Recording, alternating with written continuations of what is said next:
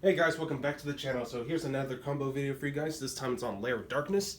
So it's a deck I haven't really visited in a long time actually, but the deck does show that it can still have some potential in it. It's a very annoying control strategy considering that it tributes monsters to trigger off their effects for cost. And with Lair of Darkness out, you essentially get to tribute your opponent's monsters instead of your own. But keep in mind, like, it does leave the deck some vulnerabilities. Like, you need to find ways to protect that field spell, because if that field spell's gone, then you're going to be in trouble and you'll burn out a lot faster that way. So you got to be able to, like, work around those kind of issues before your opponent gets the upper hand against you. But overall, once you apply enough pressure, drain your opponent out of his resources, you should be able to steal the game. So anyway, I thought I'd just give you guys a couple test hands on how the deck plays and just let you guys figure it out from there. Alright, let's see what our opening hand looks like. Okay, oh nice, we already got Arima at the opening hand. Okay, Lilith, that's even better actually. Tour Guide, Lost Wind, and last but not least, another Lilith. Okay, so there's a few cards you can go with. If anything, for sure, you're gonna want to go ahead and send off your Arima. That way, you can at least get your access to your Lair of Darkness card. And if you wanted to, you could normal summon Tour Guide, but honestly, if anything, I'm probably just gonna save it. That way I can at least use it next turn, because this deck's not like super fast. It's not like a deck that spams out a whole lot of monsters. It's a control deck, so that's why I don't feel like the need to really do much with that. Then of course you play Lair of Darkness, turn everything on the field into dark. I would normal summon Lilith, use her effect now just to tribute herself, and pick out 3 traps for your opponent to pick. Since, you know, the only trap we have in hand is Lost Wind, I'd probably just go for Trap Trick. Just pick out all 3 copies. Either way, your opponent's going to have to pick one anyway. And then the others just get set. Well, one of them gets set, and the other 2 just go back to the deck. So we'd set that, and then boom. And then lastly, you can pretty much just set the Lost Wind, and you're pretty much golden right there. And then at the end of your turn, you have to produce 1 Torment token on your own side of the field. And that's generally it.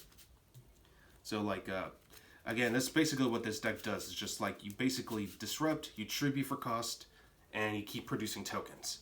On your opponent's turn, you know, if your opponent special summons a monster and tries to use an effect or something, well, not Trap Trick, but you'd use Lost Wind just to negate its effects and just like kind of stop him in his tracks. And at any given point, you can chain whatever effect he tries to activate next. You play your Trap Trick. If anything, I'd probably go for the back to the front card. Just banish that, set another one. Since, you know, you're going to be locked to only activating 1 more trap card for this turn.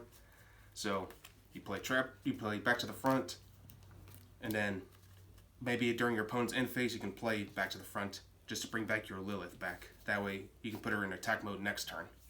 So, like, yeah, that's generally how this deck's just going to keep doing.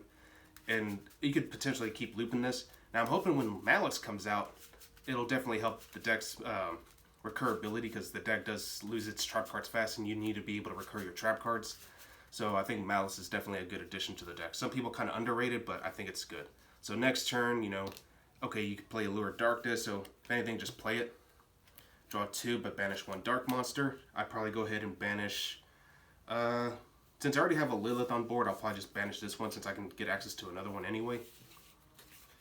Yeah. Next, I would probably go ahead and switch Lilith back into attack mode.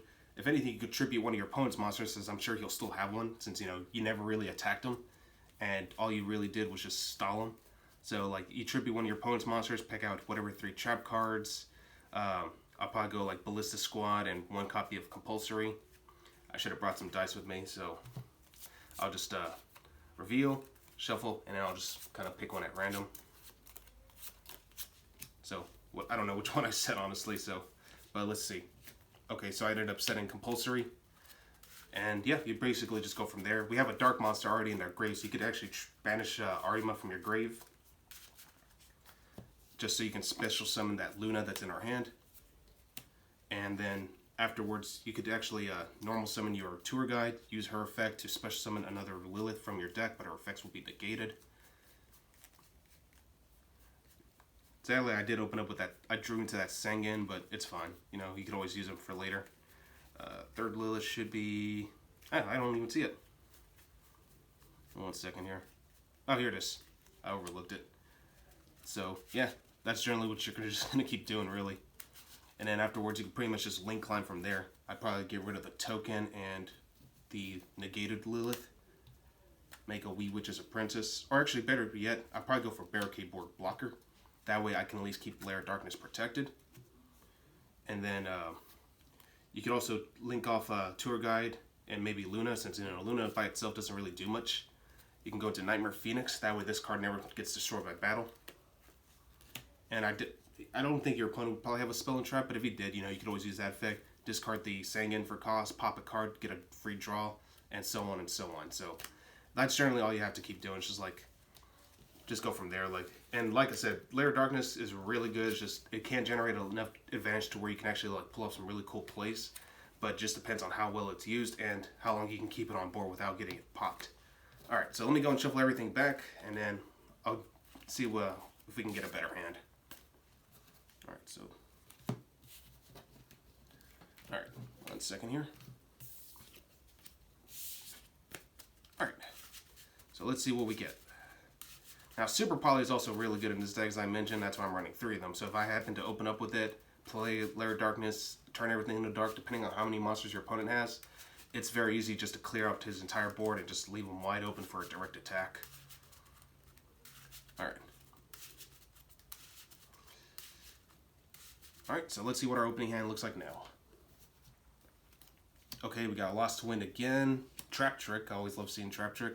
Lilith.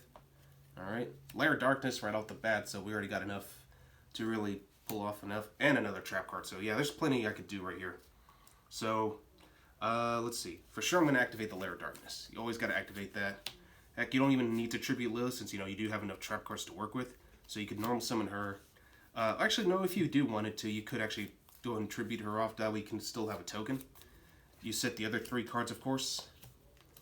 And then have her tribute herself. That's 1 tribute so far. Pick out 3 traps. I'll just do what I did last time. Probably go for the Ballista Squads. So let's see, Ballista Squad. I did have a compulsory as well, if I'm not mistaken. Yeah, so I'll just pick that since, kind of mind game our opponent. So pick the Ballista Squad. Alright, and then I'll just shuffle them up. Kind of just pick one at pure random. Alright, which one I set. Let's see. Okay, so one of them is Ballista Squad, and compulsory is going back into my main deck. And the reason I did that is because, with Trap Trick, I can banish back to the front again, use that toward the end of the turn, bring back my Lilith, that way I'm not left wide open. Or if at any given point I do need to bring her back, I can tribute one of my opponent's monsters. But then again, we also have Ballista Squad too, so either way you get to neg 2 on your opponent's side. You tribute one of his cards to pop a card, so that's really good. So that's generally what you're going to be doing. You end your turn like I did before. Torment token comes out because of Lair of Darkness.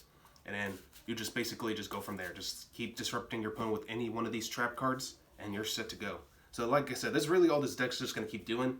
You do have a few big boss monsters like Diabolas. If you draw into them or search them out with Arima, you could definitely do that. So, and that's just generally what this deck's just going to keep doing. So, yeah. Really cool deck. I like what it can do. And yeah, there's really not much else to talk about in this deck. So anyway, hope you guys enjoyed this video. Like I said, I'll let you guys figure it out from here and let you come up with your own strategies. I'll see you guys next time.